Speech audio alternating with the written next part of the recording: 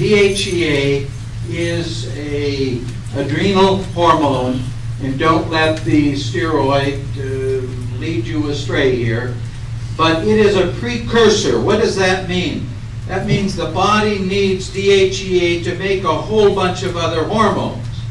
So therefore, it's like money in the bank. It isn't money that you're spending or have in your pocket, but it's money you can draw on when you need it. So this whole concept, and a lot of people criticize this nutrient because they say, well, if you take that, then you're not going to make any yourself, and a whole bunch of other things. Any of you over 40, don't worry about that. You have a deficiency of DHEA, believe me. I have taken 100 milligrams of DHEA every day of my life for about 5 years, and I honestly do feel it has given me and kept me younger than I would have been if I had not done it. It is a remarkable substance. If some of you want to feel the difference, try it sometime. Take a couple of capsules in the morning and see how you feel that day. Don't take it the next day, and you'll notice the difference. It's like the light is turned down about 25%. But when the DHEA is there, it's turned up. And it really makes a difference, and you don't have to take a lot of time. Now, I give my cancer patients a lot more than that, but that's because they need it desperately. It's responsible for metabolism, that's the building up and the tearing down of things in the body. It controls stress, male and female characteristics, a protection against cancer specifically. It retards the aging process. Is that interesting? Should women take less DHEA than men? Should women take less DHEA than men? If you want to be a lesser person than a man, yes, you should. I know, ma'am, there's a lot of misinformation out there. At your age, don't worry about the dosage. DHEA administered to mice, incredible reversal of aging.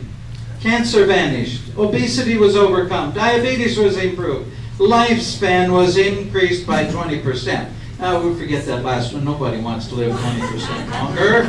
That's stupid.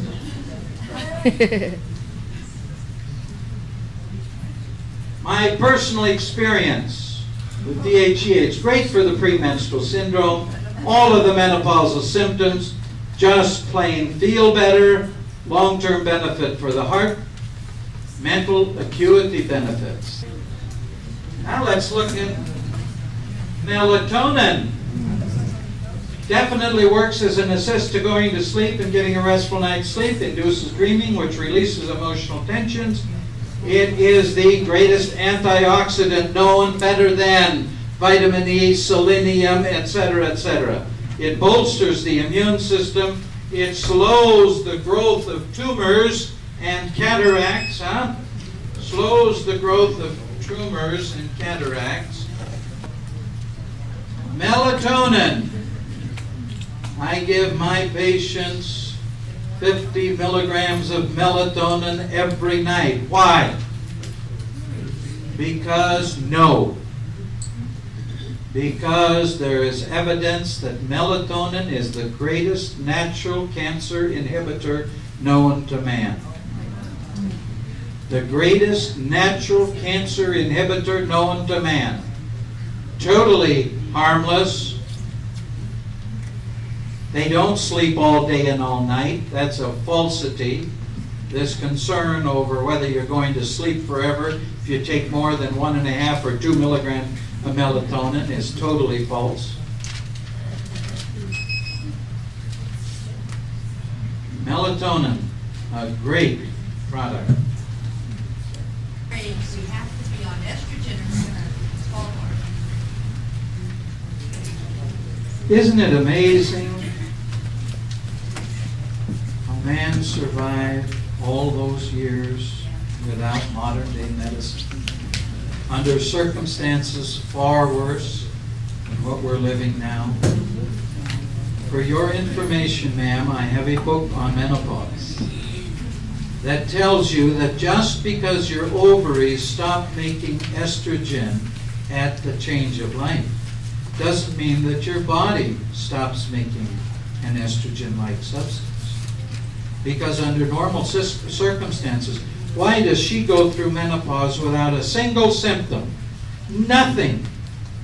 And you have hot flashes, you have emotional roller coasters, you just have all kinds of problems, sleeping, etc. She has nothing. No. She has healthy adrenals.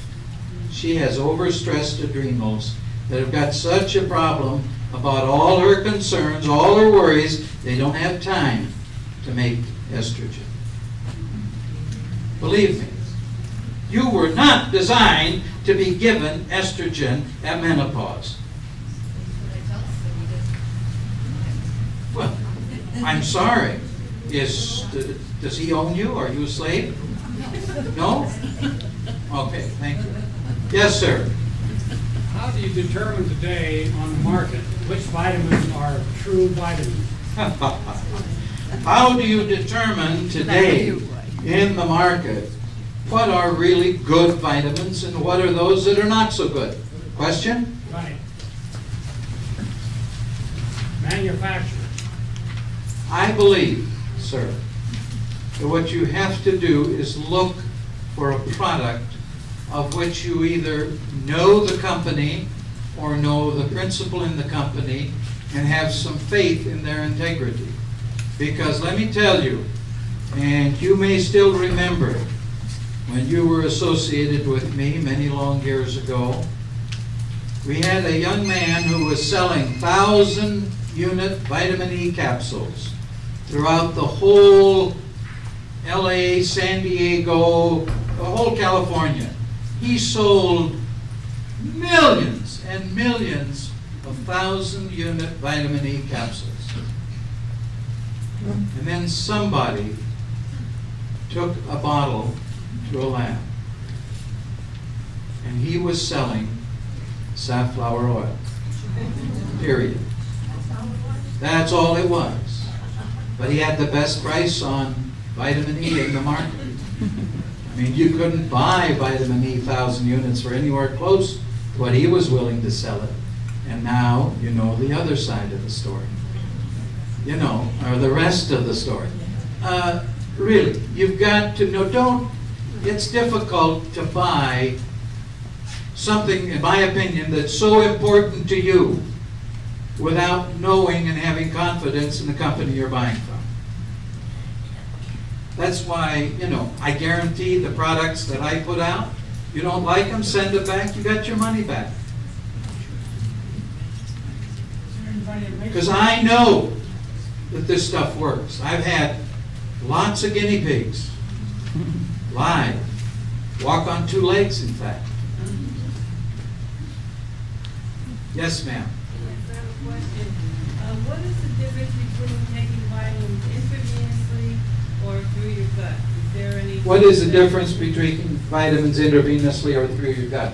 I obviously prefer taking products through the gut, if at all possible.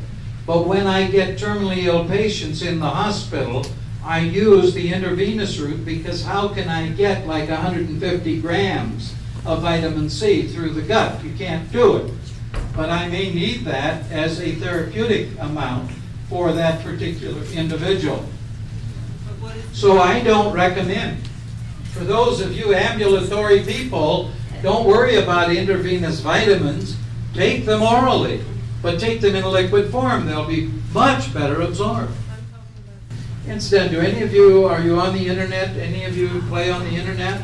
Oh, yeah. 24 hours a day if you want to listen to me, if you can stand it that long. Yeah, www.letstalkhealth.com. Letstalkhealth.com. You need a computer. Yes. Okay, I'm going to say good day. I thank you all for such a great one. Thank you very much. God bless.